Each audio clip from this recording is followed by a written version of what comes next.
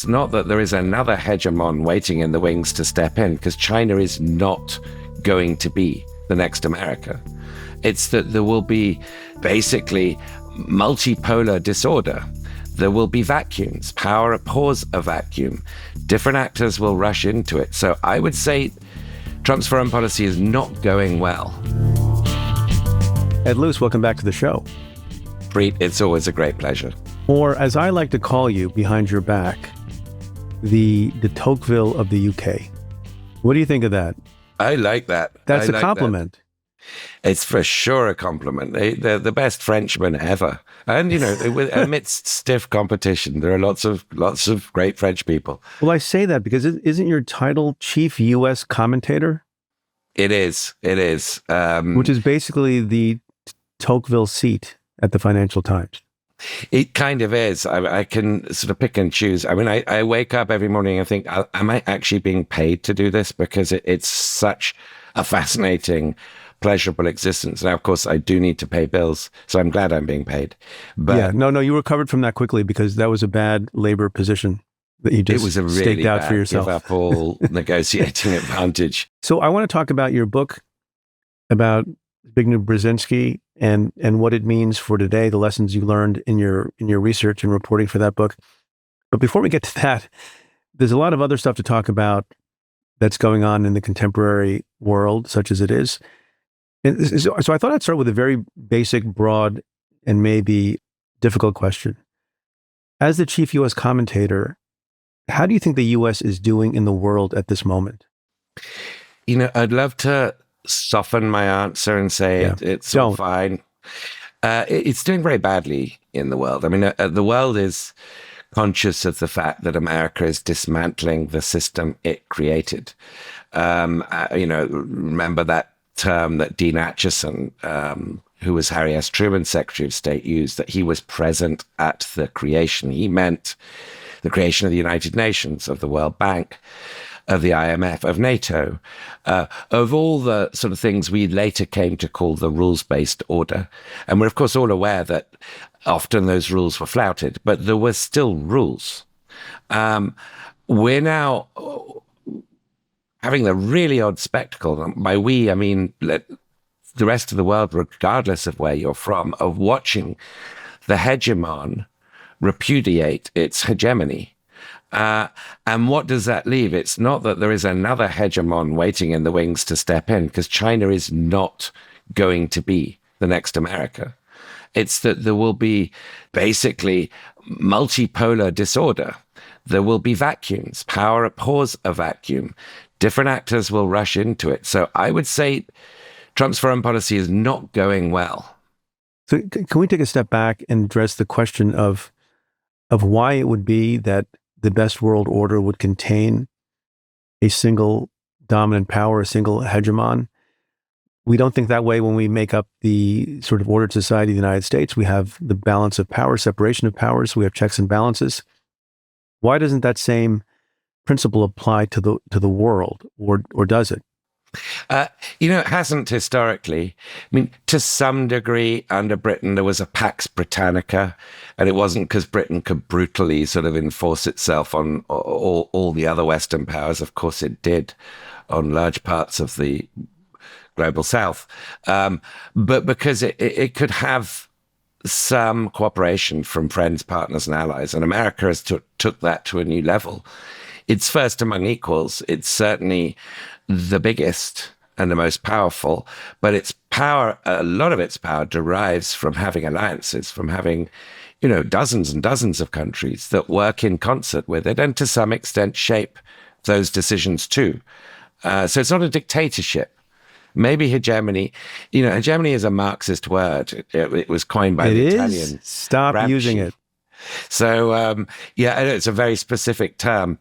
And it doesn't mean dictator. It means first among equals. It means the person who sort of sets the template, but that doesn't mean to say they specify, everything that's going to happen. But let me ask the question in a different way. If you were able to wave a wand or construct the most stable, peaceful, and prosperous world order that you could, would you imagine it to have two or three dominant powers who are balanced against each other, and maybe opposed to each other, in alliance with each other? Would there be 10 powers that were semi-equal, or would there be the single hegemon that we've had for a long time? If you were constructing, again, a stable, peaceful, prosperous world order from scratch. So the only time that was attempted was in 1945-6, after the Second World War. If you were to do it now, I would go back a few years to where America was still strong enough to be able to sort of command the global agenda. And I would have a present at the creation 2.0, where the United Nations is refurbished, and given new legitimacy, where the World Bank and the IMF have much stronger global South voices, where there is a system strong enough to outlive America's hegemony and to contain China's, more overweening ambitions. You cannot have a global democracy like you have a national democracy. It has to be between governments. And of course, you hope those governments are democracies, but in practice, they're not all going to be. Some of them are going to be brutal authoritarian systems. You still need a forum where there are rules and where issues are discussed and where stuff that cannot be delayed, refugee crises, climate change impact, AI, of course, autonomous warfare. These issues are not going to wait until the moment when China and America have suddenly, when the leopard has lied down with the kid. That's just not going to happen. So we need a pragmatic, more relevant. I mean, the UN Security Council still got Britain and France on it. It should have India, for example. The question that I have as I think about foreign policy a lot, speaking generally, but you can be specific and you can talk about Brzezinski if it's relevant, is the extent to which a smart diplomat, a smart national security advisor, or a smart Secretary of State, or a smart president who has foreign policy issues to deal with, think about the near term versus the longer term, and whether or not that's influenced by domestic politics or something else. So, for example, the idea of arming the mujahideen in the short term in Afghanistan, long term bad consequences. People have been talking a lot about the near term, arguable efficacy of the war against Hamas in Gaza, but the long-term creation and proliferation of animosity towards Israel and the creation of terrorists, short-term versus long-term. How should foreign policy people in the United States and elsewhere think about the short-term versus the long-term? That's a really good question. I mean, I'll pick up on a second about the Brzezinski Mujahideen question, because that obviously had different impacts, but the further away you look. But the idea that there is ever such a thing as fixing history, or fixing geopolitics, or fixing foreign policy, is one that we are sometimes prone to. We, had the whole end of history period after the Cold War. The idea that we've settled our arguments and now we're just going to, that preceded the period we're now in, the revenge of geopolitics that we're now living through. And I think Americans, because of American exceptionalism, are a little bit more prone to thinking the US is suspended from the laws of history than other nations are, partly aided by your geography. You're flanked by two great oceans. And normally, under most presidents, you see both your neighbors as friends so that, we can get on to. Look, we're so friendly later that we may annex one of them. So friendly. And you've thrust greatness upon, Canada's Prime Minister, Mark Carney, a guy who I've known for 35 years, by the way. He's really, really performing well. But the Brzezinski example is a really good one because he was quite Machiavellian with the Soviet Union. Remember, the Carter administration was the first in many administrations that did not have the Vietnam albatross around its neck. And so it was the first in many administrations that took the ideological offensive back to the Soviet Union, having been very defensive in the previous 15 or so years. And that involved human rights. But it also involved, some Machiavellian moves. And when the day that the Soviet Union invaded Afghanistan, Brzezinski allegedly turned to his military aide and he said, "They've taken the bait." That bait being to be sucked into a quagmire to get their own Vietnam. And, there are debates amongst scholars, and I really go in detail in the book into this, about the degree to which Brzezinski helped stoke Moscow's paranoia to get it to invade. But regardless of that, it did really helped bring about the demise of the Soviet Union at the expense of Afghanistan, which was a wrecked country. And it also empowered a lot of radical Islamist groups. Now, after 9/11, Brzezinski was dubbed by some as the godfather of Al-Qaeda. I think it's a little bit unfair because Al-Qaeda only came into existence in 1987 and Carter left office in 1981. But, there is some truth to the allegation that it really did sort of rocket boost Islamism. And Brzezinski did take this question many times. And what he said was, no, look, in terms of scale of threat to the United States, the Soviet Union, the nuclear-armed Soviet Union, was a different order of magnitude to Al-Qaeda, to which we are overreacting in terms of like invading Iraq, giving places like Putin's Russia a get-out-of-jail-free card to round up anybody they call a terrorist. So he did deal with that question, and he unsurprisingly said, no, the short-term gain was worth the long-term unintended side effect. Is there any parallel or analogy that can be drawn between, or lessons learned between, the Soviet incursion into Afghanistan and the Russian incursion into Ukraine? I think that there is a lot, actually. The situation during the Cold War was that the Soviets wanted to, contain threats on their frontier. That was seen as the soft underbelly of the Soviet Union, these mullahs all rebelling. That's what made Brezhnev, the Soviet leader, paranoid.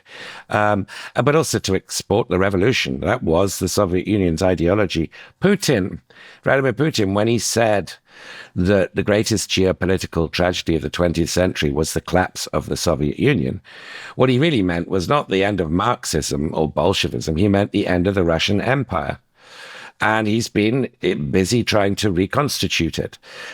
Ukraine, of course, is the most important piece of the former USSR. It was the biggest sort of chunk that was lost.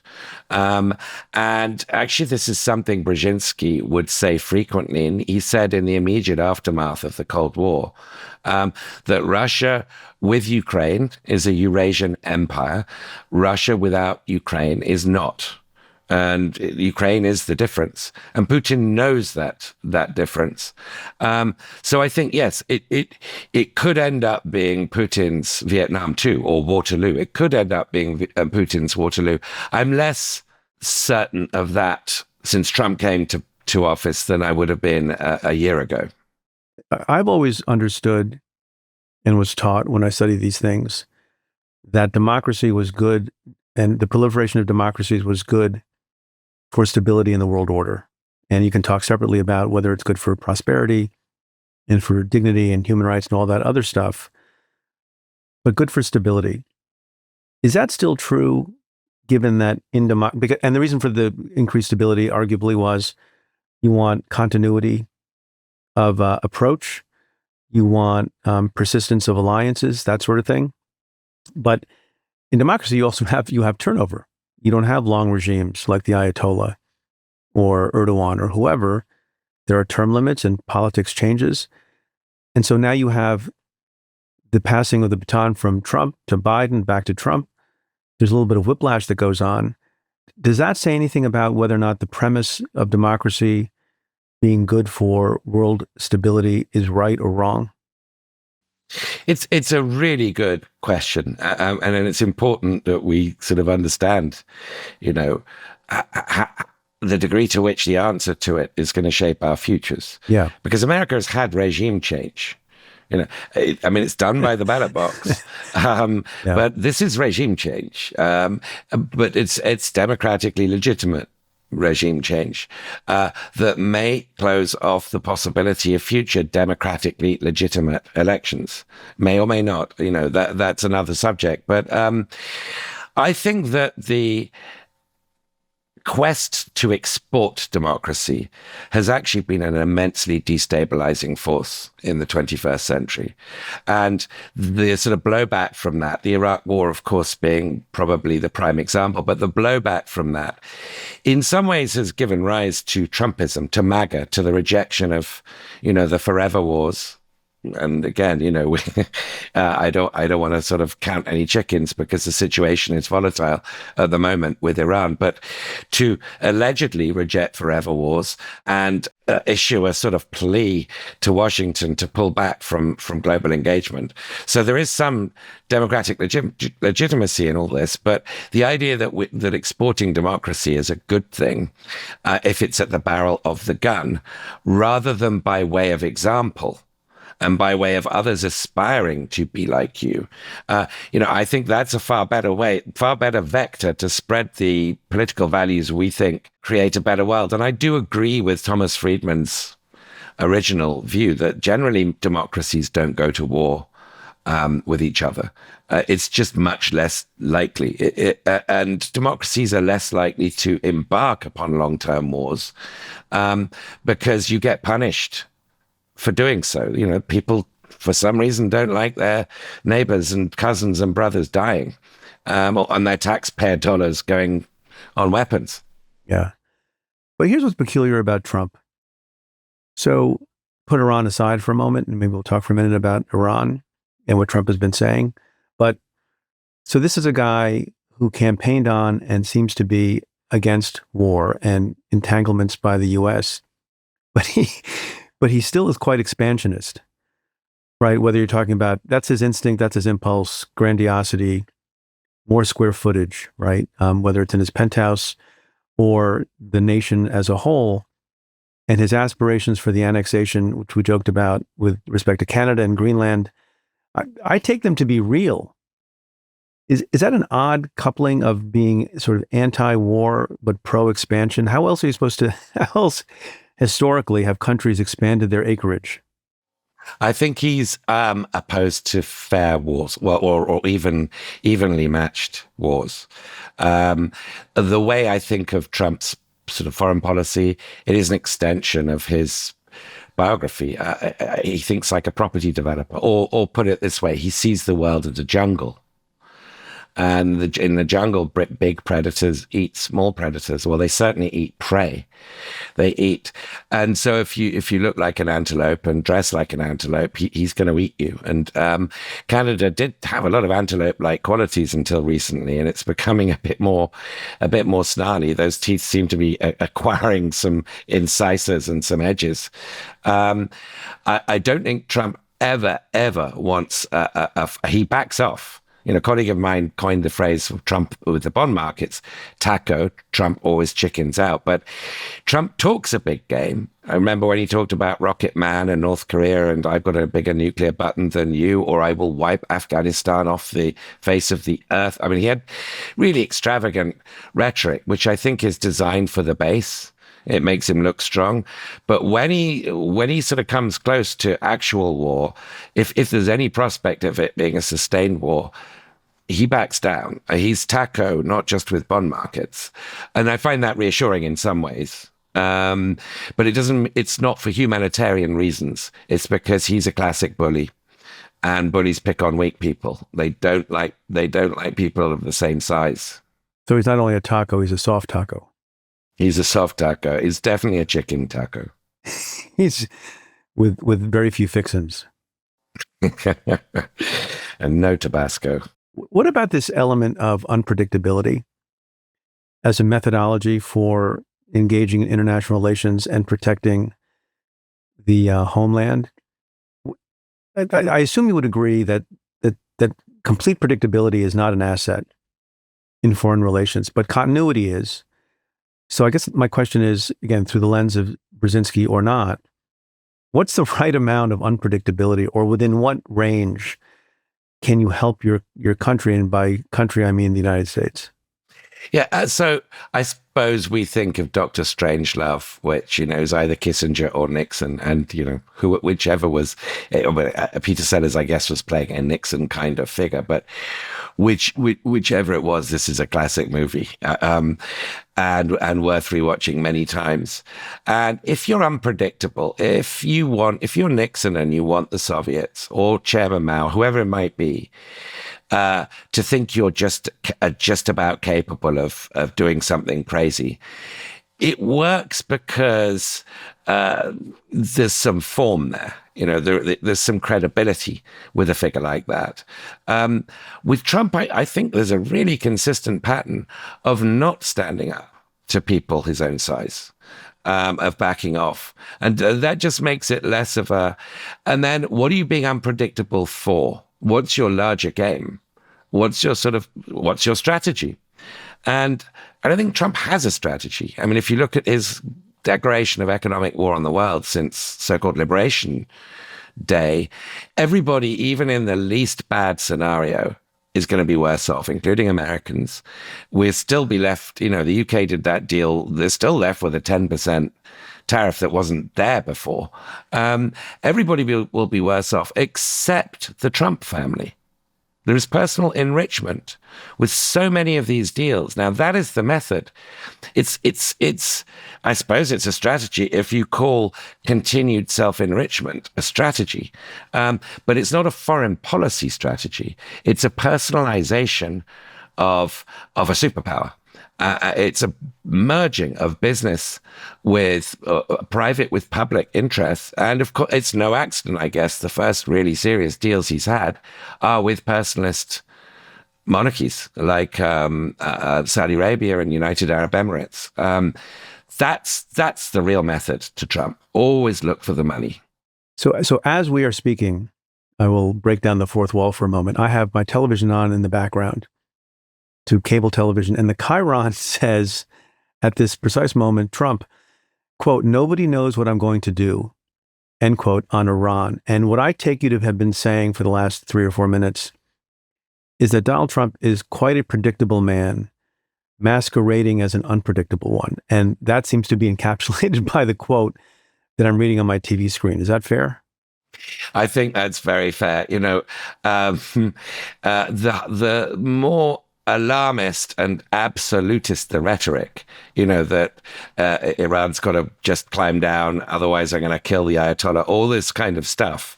The more he thinks he's using that as leverage to get them to talk. So he's signaling actually what he wants to do is talk. Because he's not stupid. He's very immoral. He's very ignorant, but that doesn't mean he's stupid. And I think he knows, and I think he's even now got people telling him from inside and outside that if you break it, you own it. And if the Americans are, Israel can start wars, it can't finish them. And if that means America has to finish it, it's not going to finish anything. It will open up a chapter that will define the rest of Trump's presidency. And there's no sort of crypto scam or golf course that can come out of going to war with Iran. There is just no upside. So I don't believe he's going to, but I could be forced, I really hope I'm not, for everybody's sake, but I could be forced to eat my words very soon. There is still an unpredictability. Don't say that. Tocqueville never ate his words, sir. He kept those words, on the plate. You said a second ago, you referred to Trump as immoral. And I've come to think of him as amoral. Is there a difference? And which do you think he is? Yeah, I think there is a difference. Amoral just means you have no moral sort of compass. Immoral means you're pursuing actively bad actions. I think he's both amoral and immoral. By bad those combo. Definitions. It's a pretty bad combo. He's certainly not moral. He's not a moral actor. He doesn't act on the basis of commonly held values and principles, such as, whatever it might be kind to strangers, turn the other cheek, whatever, you choose to pick. His goal has always been personal aggrandizement. And I think that involves some actively immoral actions. I think I think he agrees with what Elon Musk said, which is that empathy is Western civilization's greatest weakness. I think Trump instinctively, even though he wouldn't use that language, I think he instinctively agrees. It's like empathy that's for losers. That's for people who lose their, signature property on Park Avenue. What's so interesting is that you say he doesn't think empathy is important, but arguably one of the reasons that he got elected is that he has been seen to be empathetic to a population of people in this country who believe they've gotten a raw deal, who believe they've been overlooked, who believe they're the victims of a rigged system. Is that how do you square his abhorrence of empathy with the feeling that he empathizes with his base? I think I would put it differently. I would say that he identifies with his base, which is different to empathizing. I think he is, through great sort of skill and this sort of market instinct of reading the crowd and finding the beating heart in the Colosseum, of merging his sense of victimization and grievance with a much broader one amongst tens of millions of voters and the MAGA base, and that's an identity. It's saying your cause is my cause. I will be your retribution. But I don't think it comes from a place of sympathy. I think it comes from a place of sort of market instinct. Frankly, you use the term jungle, and it strikes me that to think of the world as a jungle is not crazy and is somewhat rational, because there's no global policeman or police force, at least not yet, and probably not for a long time, if ever. The problem, I think, and I wonder if you agree, as the chief U.S. commentator, whether he also thinks of the U.S. Internally as a jungle, and that's more problematic. What do you think of that? I think the jungle is not the word I would use for how he thinks of the United States. I think he thinks of it as his fiefdom, where, I mean, it's jungle in the sense that he doesn't believe that laws are designed for prey. For what's that phrase? For my friends, everything; for my enemies, the law. And Trump sort of he personifies that sentiment, which is laws are for other people. And they're just, I'm Gulliver and I'm going to break these restraints. I think he sees it as his playground. And, when he comes up against hurdles or people who might look like they could take him on, could trade a punch in the ring. He might think twice, but that isn't because of any principle or law. It's a pure raw power calculation. So, I mean, jungle would not be inappropriate for that. It's a lawlessness. It's might is right. It's the bully prevails. But it's I'm trying to think of what a better analogy would be. But it's not necessarily a wrong. It's not the jungle. No, I see that. The other thought I had about the intersection of foreign policy, international relations with domestic, is the degree to which, I think, with a certain kind of personality, but maybe it's more widespread than I will hypothesize in a moment, the role of domestic nostalgia in foreign policy, right? Isn't that a little bit arguably what's animating Putin and Ukraine? This nostalgia for a great past, the empire of the past, probably animates certain political trends and dynamics in Great Britain. Certainly animates Trump when he talks about making America great again, and this acquisitive instinct that he has that we've talked about, and talking about the Panama Canal and renaming the Gulf of Mexico to the Gulf of America. Is that inevitable throughout the world? Is it a certain kind of person who has that domestic nostalgia? Is it all? There's a compound question. If I were your lawyer, I would object to this line of questioning. But talk about that. Am I onto something there or not? You are. I mean, I'll remember in a moment the name Mark Liller, who wrote the book The Shipwrecked Mind. Life is advancing at accelerating speed. I mean, it's been doing so really since the Industrial Revolution, but it picks up speed all the time. And, the impact of AI is already dizzying, and it promises to be orders of magnitude higher as time goes on. So we're always prone to nostalgia, to remembering a day when things were simpler and we knew where we stood and we had certain things we could rely on. And politics, therefore, in a democracy, there's always going to be room for a politician to appeal to nostalgia, to say, I can set the clock back to where things were before. And I think Trump, you're right, of course, America First comes from Charles Lindbergh. I mean, that's not a good person to cite, but Make America Great Again is a Reagan phrase. And Reagan himself really harvested the politics of nostalgia. So it's an inherent thing to changing modern democracies that we're always going to feel sentimental about what we've lost. And therefore, there's always there's room for a political entrepreneur to exploit that. Never, by the way, to make things like they were before. Reagan made things much less like they were, even than when he took office. He ripped up communities through accelerating change.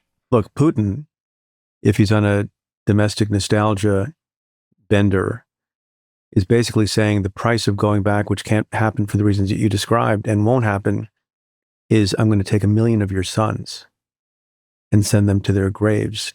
So it's a very odd dynamic.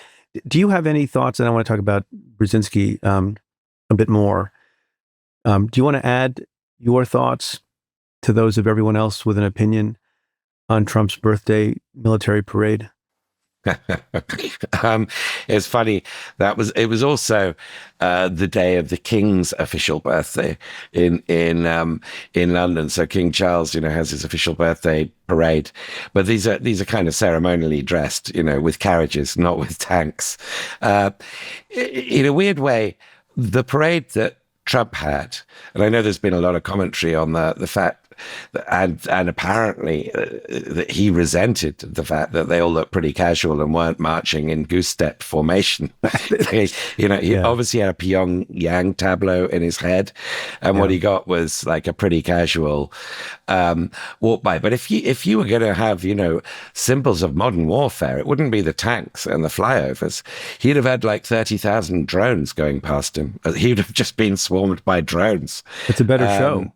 It would have been that would have been an interesting show and caught the world's attention. But it really boomeranged on him, and people didn't show up. It just was not what he had pictured in his head.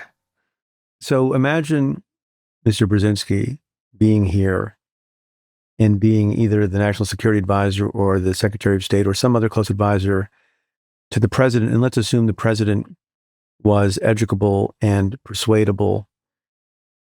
What would this person who you reveal as quite a strategic thinker and statesman and strategist, what would he be telling Trump to do? And you can pick any front. You can pick Iran. You can pick Russia. You can pick overall, foreign policy issues, economy. What would he be sitting down and schooling Donald Trump on?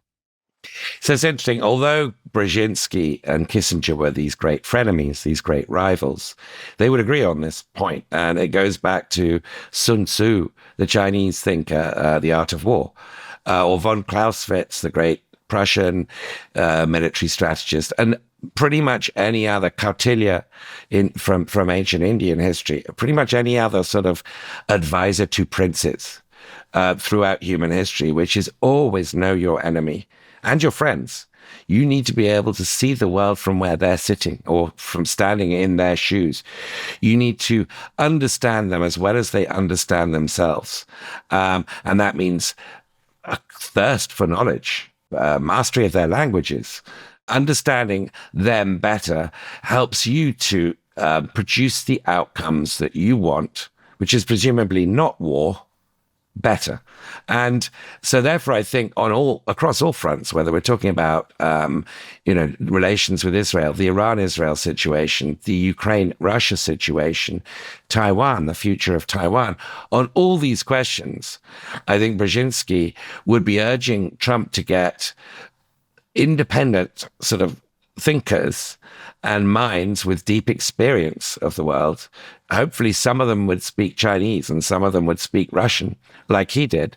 But he would be urging the primacy of knowledge and clash of ideas. And I just don't think, it's been remarked that Marco Rubio, holds both jobs, first time since Kissinger did. Secretary of State and National Security Advisor. And the joke is that's the only time they ever got along, those two roles, is when Kissinger held them. But the reason Rubio has got them is because he says yes. And saying yes, being a yes man is not being a strategist. Trump needs to think strategically. It might sound like a pie in the sky, given who we're talking about, but it would be that. But he thinks he does think strategically. He thinks he's a master strategist. He didn't write The Art of War, but he wrote The Art of the Deal, which is a book about, I presume, strategy. So is he just deluded?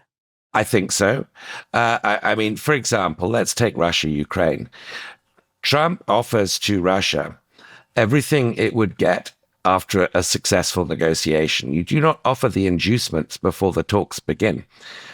So Putin isn't interested in talks because he's going to get it anyway. That is the opposite way about which you go negotiating a settlement to a war. The Liberation Day tariffs has driven America's friends into the arms of its enemies. I mean, the fact that Japan and South Korea are now collaborating with China on trade strategy, and that to some extent the Europeans and the Canadians too, this is, again, you're meant to divide your enemies. You're not meant to unite your friends and your enemies. And so strategically, strategy isn't just saying, I have an end goal. It's specifying credible means of getting there. And I'm not entirely sure what Trump's end goal is, but I have a rough idea on trade. But the means, full steam ahead. Japanese bullet train speed in the opposite direction. This isn't strategy if it's based on deluded assumptions about how your partners and interlocutors are going to respond to you. He said trade wars are easy to win. No, they are not. You said a moment ago that the best advice you can get and the best strategy is built upon as perfect an understanding as you can glean about your adversary. So it seemed to me that the converse is also true, that to the extent you can be completely and transparently understandable to your adversary, that is a disadvantage, which suggests that your leader, you don't want them to be so understandable. And we talked about the mode of unpredictability earlier. And I'm thinking, Trump seems quite understandable and playable in the various regards because we understand his motivations and his adversaries understand his motivations. Would you say that he is perhaps the least enigmatic president that we've had in modern times? And is that an important metric, the level of enigma that the U.S. president is for purposes of foreign affairs? I think he is less of an enigma to some than to others. So I mentioned earlier, the Gulf monarchies. I think that they're used to this patrimonial, this personalist way that as the last French king said, not the last, but one of the great French kings said that l'état c'est moi, the state is me.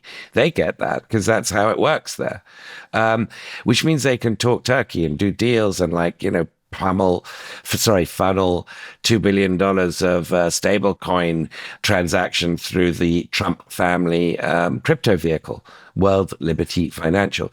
That sort of all comes naturally, and the systems are designed, their systems, to do that. So Trump is utterly recognizable as kith and kin. We see you, Trump. We know how you do business. Much harder, both in terms of our mindset, but also how our systems work for, leaders of for Mark Carney in Canada or Keir Starmer in Britain or Macron in France to read Trump like other countries do, like less democratic countries do, but also to offer him the kinds of inducements that will get him to climb down. So democracies are actual disadvantage versus autocracies. when it comes to dealing with Trump. Macron cannot just say, I will give you this and you will buy that. He can't. There's a system there that has to approve procurement and purchase of whatever it might be. So I think there's still a lot of puzzlement in fellow Western democracies about Trump. And there's still at some level the hope that the adult inside him is screaming somewhere to get out will suddenly emerge. I mean, I think they are deluding themselves if they think that's what's going to happen. No, it's so interesting. This is a totally different context. But when I became a prosecutor, I learned that you would have victims of fraud, sometimes the most preposterous kinds of fraud, financial fraud, and it could be the most laughable, outlandish Nigerian classic fraud.